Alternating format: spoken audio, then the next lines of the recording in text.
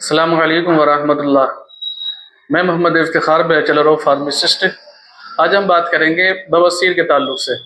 بواسیر کس کو کہتے ہیں، بواسیر ہوتی کیوں ہے، اس کے لکھن کیا ہیں، سمٹمز کیا ہیں اور اس کا سفل علاج کیا ہے۔ تو بواسیر کا معنی آتا ہے کسی بھی مادے کا بہنا، یعنی اپنی جگہ سے کسی مادے کا بہہ جانا یا کسی جگہ سے بہہ جانا۔ عام طور پر اس کا معنی لیا جاتا ہے کہ پاخانے کی جگہ یا ریکٹم پہ سے خون یا مواد کا بہہ جانے کو بواسیر کہتے ہیں۔ اب یہ ہوتی کیوں ہے، کس زہر کی وجہ سے ہوتی ہے، تو ہومیوپیتھی کے فاؤنڈر ڈاکٹر سیموئل ہینمن کہتے ہیں کہ انسان کے جسم میں 3 پرکار کے زہر ہوتے ہیں، سائیکوسس، سفلس اور شورا۔ وہ کہتے ہیں کہ جب انسان کے جسم میں سائیکوسس زہر بڑھتا ہے تب بواسیر بنتی ہے، تب بواسیر کے لکھن آتے ہیں۔ آیورویدک کہتی ہے کہ جب انسان کے جسم میں وایو کی زیادتی ہوتی ہے، وایو جب بڑھتی ہے تب انسان کو بواسیر بنتی ہے۔ اب یونانی کہتی ہے جب انسان کے اندر بلیک بائل یعنی سوداویت کی زیادتی ہوتی ہے، سودا بڑھتا ہے، جب غیر طبیعی سودا بڑھتا ہے تب جا کر کے انسان کو بواسیر کے لکھن بنتے ہیں۔ ابھی بواسیر خود کس وجہ سے ہوتی ہے، تو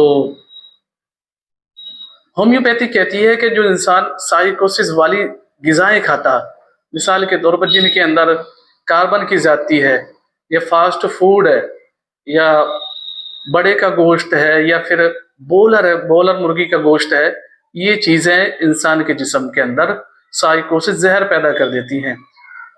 آیوروید کہتی ہے کہ جن چیزوں کے اندر وایو کی زیادتی ہوتی ہے، مثال کے طور پر آلو ہے، ٹماٹر ہے اور بہت ساری چیزیں ہیں، وہ کہتی ہے جب یہ چیزیں انسان کھاتا ہے تو اس کے اندر وایو کی زیادتی ہو جاتی ہے، جس دھیرے دھیرے جس سے کہ اس کے اندر ایسیڈیٹی بننے لگتی ہے۔ اب یونانی کہتی ہے جب انسان سوداویت والی زیادہ جب انسان غذا کھاتا ہے تب انسان کو بواسیر بننے لگتی ہے۔ جیسے ہی انسان کے جسم میں بواسیری زہر بڑھتا ہے تو جسم کے اندر اللہ تعالیٰ نے 2 چیزیں ایسی رکھی ہیں کہ ان کو وہ رفع کرنے کی کوشش کرتی ہیں، بواسیری زہر کے رفع کرنے کی کوشش کرتی ہیں، جن کو قوت مدافعت کہتے ہیں۔ قوت مدبر وطن امیونٹی اور قوت مدافعت وائٹل فورس، یہ دونوں اس کو ختم کرنے کی کوشش کرتی ہے۔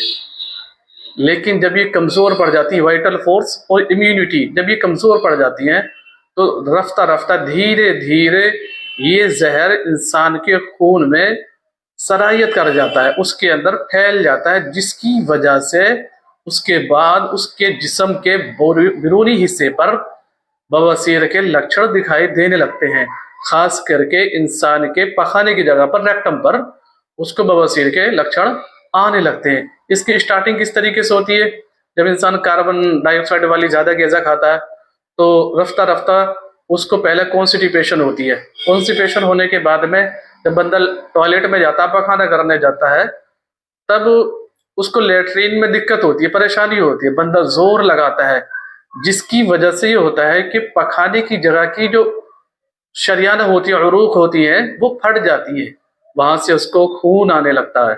اب بواسیر بھی 2 پرکار کی ہوتی ہے، ایک خونی ہوتی ہے اور ایک بادی ہوتی ہے۔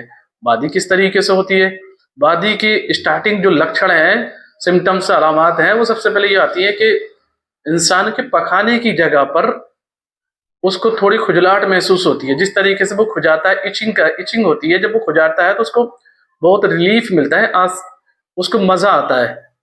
لیکن جب اس بواسیری زہر کو یہاں نہیں روکا جاتا تب وہ بواسیری بادی خونی میں چینج ہو جاتی ہے، تبدیل ہو جاتی ہے، تب بندے کو خون آنے لگتا ہے۔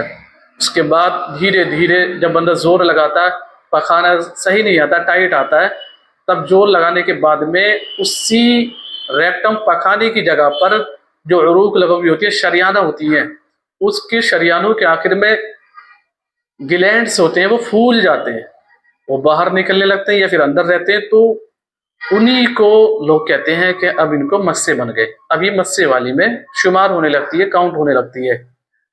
اب بواسیر جو خونی ہے جس میں مسے ہوتے ہیں وہ بھی 2 پرکار کی ہو جاتی ہے، ایک ہوتی ہے داخلی اور ایک ہوتی ہے خروجی۔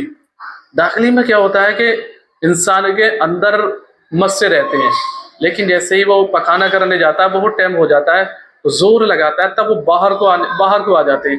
بندے کو بڑی تکلیف ہوتی ہے, بڑی پریشانی ہوتی ہے. دوسری ہوتی ہے داخلی میں کیا ہوتا ہے کہ